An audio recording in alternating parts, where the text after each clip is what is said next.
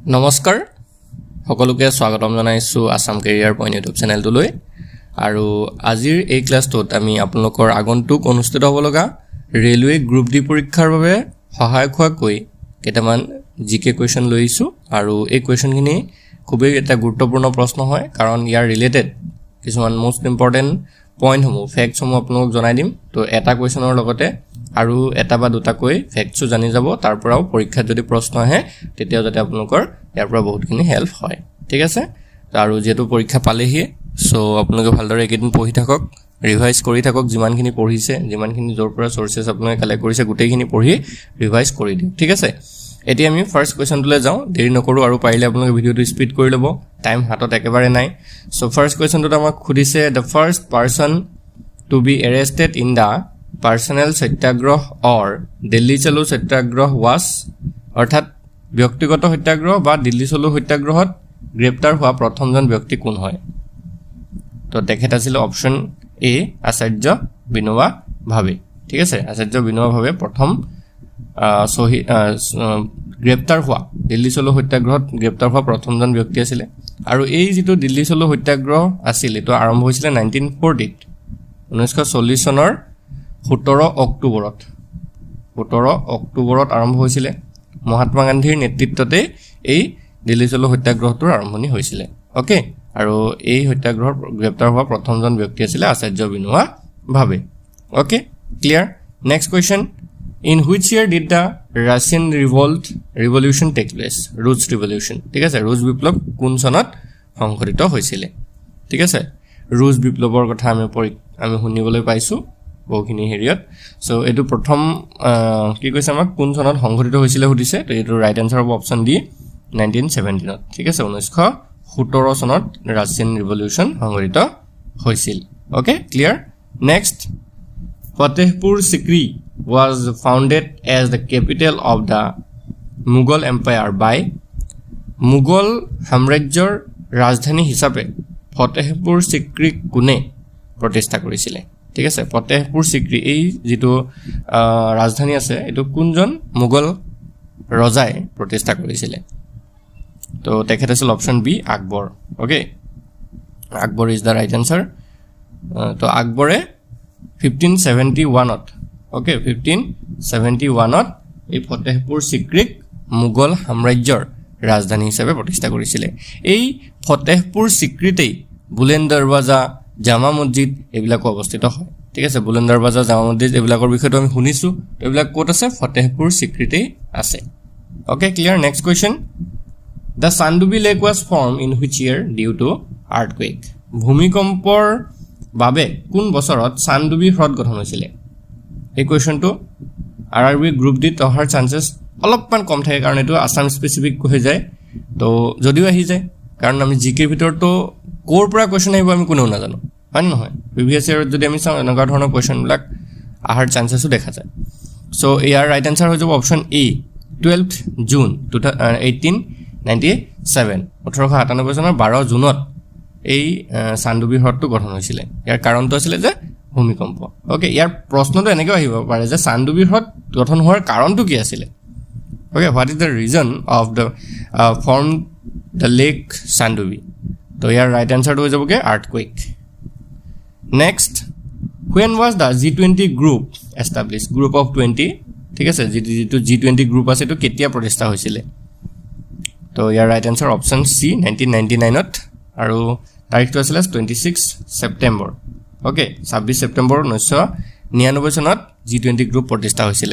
এতিয়া G20 গ্ৰুপৰ প্ৰতি বছৰে তেওঁলোকৰ শীৰ্ষ সন্মিলন অনুষ্ঠিত হয় যেটো G20 গ্ৰুপ সামিট বুলি কোৱা হয় তো এই প্ৰশ্নটো কিন্তু পৰীক্ষাত অহাৰ চান্সেস থাকে যে 2000 ধৰক 2024 চনত বা 2025 চনত বা 2026 চনত কোট এই সামিটটো অনুষ্ঠিত হৈছিল গ্ৰুপ অফ 20 সামিট অনুষ্ঠিত হৈছিল তো আমি 23 ৰ পৰা জানিটোটো ভাল 2023 ত আমাৰ ভাৰতত হৈছিল ইন্ডিয়া ওকে ভাৰতত নতুন দিল্লীত হৈছিল 24 ত যদি আমি চাওঁ ব্ৰাজিলত হৈছিল ওকে 24 ত ব্ৰাজিলত হৈছিল 25 ত হৈছিল সাউথ আফ্ৰিকাত সাউথ আফ্ৰিকা 2026 ত অৰ্থাৎ এবাৰ হৈছে USA ত আৰু 2027 ত 2027 ত ইউকে ত অনুষ্ঠিত হ'ব ইউনাইটেড কিংডমত এই G20 সামিট গ্ৰুপ অফ 20 সামিটটো অনুষ্ঠিত হ'ব সো এইখিনি ইম্পৰ্টেণ্ট হয় দেই তো বন্ধুসকল নেক্সট কুৱেশ্যনসমূহ চোৱাৰ আগতে আপোনালোকক আৰু এটা কথা জনাই থওঁ যিহেতু আপোনালোকৰ এক্সামটো পালেহি তো যদি এইকেইদিন আপোনালোকে ভালদৰে পঢ়িম বুলি ভাবিছে কমন কুৱেশ্যনৰ PDF যদি আপোনালোকৰ লাগে তেতিয়াহ'লে আপোনালোকে পাই যাব যেটো আমাৰ PDFৰ প্ৰাইচ 299 रुपीस আছিল হেতু ডাইৰেক্টলি 50% অফ আপোনালোকে পাই যাব only 149 ত only 149 ত আপোনালোকে মোস্ট ইম্পৰ্টেন্ট কমন কুৱেশ্যনৰ গ্ৰুপ ডি PDF খিনি পাই যাব সব সাবজেক্ট তাত থাকিব গোটেইখিনি সাবজেক্ট আপোনালোকে পাই যাব 149 ত তো যদি লাগে আপোনালোকৰ স্ক্ৰিনত যেটো নাম্বাৰ দেখিছে 8133840965 এই নাম্বাৰটোত মেছেজ দিয়ক মেছেজ দি আপোনালোকে PDF টো এতিয়াই কালেক্ট কৰি লওক ঠিক আছে এতিয়া আমি নেক্সট কুৱেশ্যনটো চাওঁ Which Mughal emperor built the Taj Mahal? কোনজন মুঘল সম্ৰাটে তাজমহল নিৰ্মাণ কৰিছিলে ওকে তাজমহল সো তেখেত আছিল অপচন বি শাহজাহান আমি সকলোৱে জানো শাহজাহানেই তাজমহল নিৰ্মাণ কৰিছিলে তেখেতৰ পত্নী মুমতাজৰ যেতিয়া মৃত্যু হৈছিলে মুমতাজৰ স্মৃতিত তাজমহল নিৰ্মাণ কৰাইছিলে আৰু এই তাজমহল নিৰ্মাণৰ প্ৰধান স্থপতি অৰ্থাৎ যিজন মেইন আৰ্কিটেক্চাৰ আছিল তেখেত আছিল উস্তাদ আহমদ লাহোৰী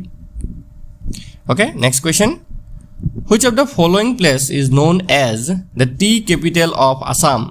কোনখন ঠাইক অসমৰ চাহৰ ৰাজধানী বুলি কোৱা হয় এটো ADRE আৰু আসাম পুলিশ যিবিলাক পৰীক্ষা আছে এইবিলাকৰ কাৰণে বেছি ইম্পৰ্টেন্ট হয়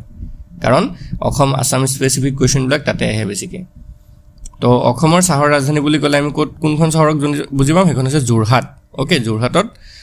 যোৰহাট চহৰখন অসমৰ চাহৰ ৰাজধানী বুলি কোৱা হয় আৰু এই যোৰহাট চহৰখনত 1911 ত 1911 চনত টুকলাই চাহ গৱেষণা যেটো প্ৰতিষ্ঠান আছে টুকলাই আমি প্ৰায় পৰীক্ষাত পাই থাকো যে টুকলাই চাহ গৱেষণা কেন্দ্ৰটো ক'ত আছে তো এটো যোৰহাটত আছে কেতিয়া এষ্টাবলিশ হৈছিল 1911 ত ওকে ক্লিয়াৰ তিনটামান পইণ্ট আমি গম পালো নহয় নেক্সট কোৱেশ্যনটো চাওঁ When was the স্বচ্ছ ভাৰত অভিযান started কেতিয়াৰ পৰা স্বচ্ছ ভাৰত অভিযান আৰম্ভ হৈছিল ঠিক আছে কেতিয়াৰ পৰা আৰম্ভ হৈছিল স্বচ্ছ ভাৰত অভিযানটো তো এটো হৈছে অপচন সি 2 অক্টোবৰ 2014 চনত ঠিক আছে নতুন ৰাজঘাট নতুন দিল্লীত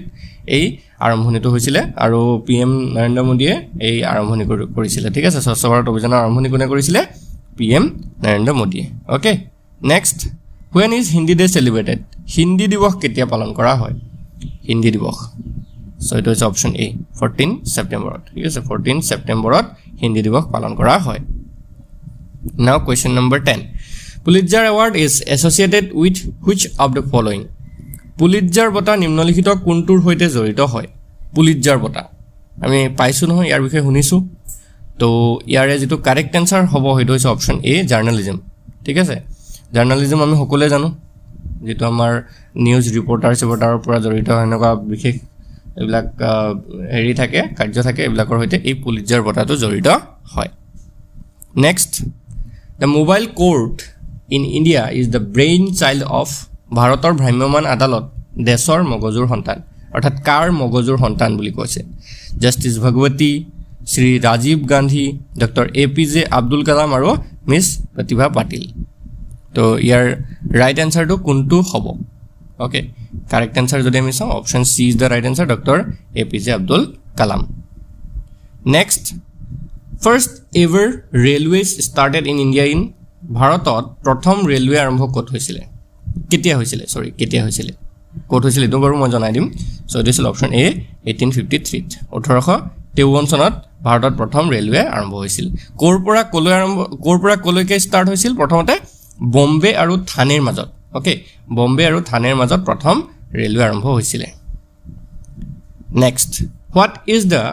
time duration in seconds to sing our national anthem এটো সবে জানো আমি আমাৰ ৰাষ্ট্ৰীয় সংগীত গাবলৈ কিমান সময় লাগিব ইয়াতো যদি মিস্টেক কৰে আৰু কেনেকৈ হ'ব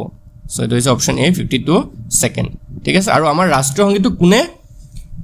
গাইছিলে বা কোনে ৰচনা কৰিছিল গাইছিলে নহয় কোনে ৰচনা কৰিছিলে তো তেখেতৰ বিষয়ে আমি অলপ জানিব লাগিব তেখেত হৈছে ৰবীন্দ্ৰনাথ টেগোৰ ঠিক আছে ৰবীন্দ্ৰনাথ ঠাকুৰে আমাৰ ভাৰতৰ ৰাষ্ট্ৰীয় সংগীত যেটো আছে জনগণ মন এই গীতটো ৰচনা কৰিছিল ঠিক আছে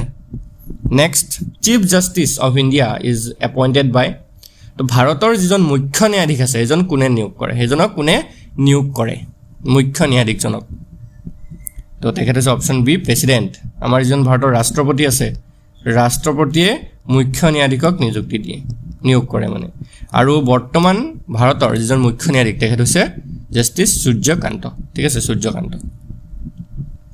next in India planning commission was set up in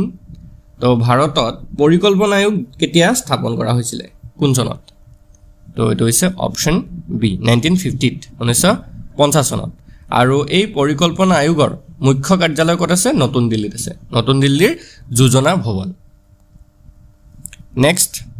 with which work is the golden quadrilateral project associated with কোনটো কামৰ হৈতে সোণালী চতুৰ্ভুজ প্ৰকল্প জড়িত হয় সোণালী চতুৰ্ভুজ প্ৰকল্প তো ইয়াৰ ৰাইট আনসাৰ হ'ব option B road construction okay road constructionৰ হৈতে জড়িত হয় যিবিলাক ৰাস্তা নিৰ্মাণ পদূলি ৰাস্তা ঘাট মাথাউৰি বিলাকৰ হৈতে জড়িত হয় নেক্সট কি কৈছে Birju Maharaj is well known for Birju Maharaj কিহৰ কাৰণে সুপৰিচিত হয় ঠিক আছে বিৰজু মহাৰাজ কিহৰ বাবে সুপৰিচিত সো ইয়াৰ ৰাইট আনসাৰ হ'ব অপশ্যন সি কথক ডেন্সৰ কাৰণে বিৰজু মহাৰাজ সুপৰিচিত next one what day does Bangladesh celebrate its independence day বাংলাদেশে কোন তাৰিখত স্বাধীনতা দিৱস উদযাপন কৰে এইটো এটা ইম্পৰ্টেণ্ট কুৱেশ্যন আহি গ'ল তো এইটো হ'ব অপশ্যন বি 16th জানুৱাৰী অৰ্থাৎ 16 জানুৱাৰী তাৰিখে বাংলাদেশে তেওঁলোকৰ স্বাধীনতা দিৱস উদযাপন কৰে next the headquarters of oil and natural gas commission is in তেল আৰু প্ৰাকৃতিক গেছ আয়োগৰ মুখ্য কাৰ্যালয় ক'ত আছে তো এইটো হ'ব অপশ্যন বি দেহৰাদুনত আছে question number 20 the largest desert in the world is পৃথিৱীৰ সৰ্ববৃহৎ মৰুভূমি হ'ল এতিয়া ইয়াতে যদি আমাৰ পৃথিৱীৰ সৰ্ববৃহৎ মৰুভূমি আহি পৰে তেতিয়া কিন্তু কুৱেশ্যনটো অলপমান পাজল লাগি যায় দেই আমি যদি পৃথিৱীৰ সৰ্ববৃহৎ শীতল মৰুভূমিৰ কথা চাওঁ আৰু হেতুৱে কিন্তু সবতকৈ ডাঙৰ মৰুভূমি হয় শীতলটো তো হেতু হৈ যায়গে এণ্টাৰ্কটিকা ওকে কিন্তু ইয়াত এণ্টাৰ্কটিকা অপশ্যনত নাই সো ইয়াত অপশ্যন সি সাহাৰাটোৱে হ'ব সাহাৰাটো হৈছে শুষ্ক বা শুকান এটো শুকান মৰুভূমি হয় সাহাৰাখন পৃথিৱীৰ আটাইতকৈ ডাঙৰ শুকান মৰুভূমিখন হৈছে সাহাৰা বা যদি শীতলটো আহে আমাৰ শীতলটো যদি হুধে বা আটাইতকৈ ডাঙৰটো যদি হুধে অপশ্যনত সাহাৰাও আছে এণ্টাৰ্কটিকাও আছে তেতিয়া এণ্টাৰ্কটিকাটো আমি দিম ঠিক আছে এণ্টাৰ্কটিকাটো আমি ৰাইট আনসাৰ দিব লাগিব বুজি পাইছে সকলে ক্লিয়াৰ নে নেক্সট কোৱেশ্যন চাওঁ Dawn is newspaper of Dawn কাৰ নিউজপেপাৰ হয় ক'ৰ নিউজপেপাৰ হয় পাকিস্তানৰ নে ডেনমাৰ্ক নে কাশ্মীৰ ক'ৰ হয় সো এইটো হৈছে অপশ্যন এ পাকিস্তান ওকে আৰু এই ডন নিউজপেপাৰখনৰ ফাউণ্ডাৰ আছিল Mohammad Ali Jinnah next a wind energy power station of 1 megawatt capacity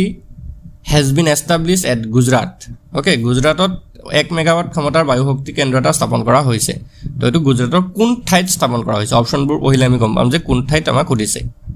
তো এটো হৈছে অপশ্যন এ অখুৱাত স্থাপন কৰা হৈছে okay next the Periyar wildlife sanctuary is located in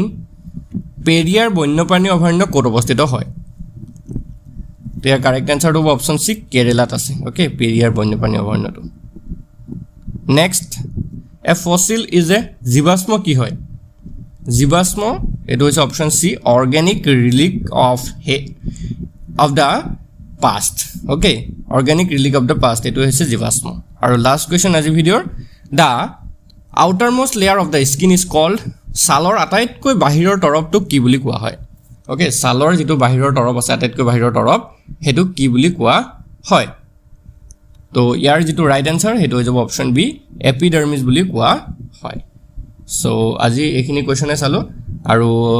আজি আপোনালোকৰ কোৱেশ্যনখিনি কেনেকুৱা লাগিলে জনাব কমেন্ট কৰি যদি আপোনালোকৰ পিডিএফটো লাগে মোস্ট ইম্পৰ্টেন্ট কমন কোৱেশ্যনৰ পিডিএফটো আপোনালোকে পাই যাব তো যদি পিডিএফটো ল'ব বিচাৰে এতিয়া অনলি 149 এতিয়া পিডিএফটো আপোনালোকে পাব পাৰিব তাৰ কাৰণে আপোনালোকে আমাৰ নাম্বাৰটোত কন্টাক্ট কৰিব এতিয়া হোৱাটসএপ কৰিব 8133840965 ওকে এই নাম্বাৰটো এতিয়া মেছেজ কৰক অনলি হোৱাটসএপ কৰিব হোৱাটসএপত মেছেজ দি আপোনালোকে পিডিএফটো কালেক্ট কৰি ল'ব পাৰিব ধন্যবাদ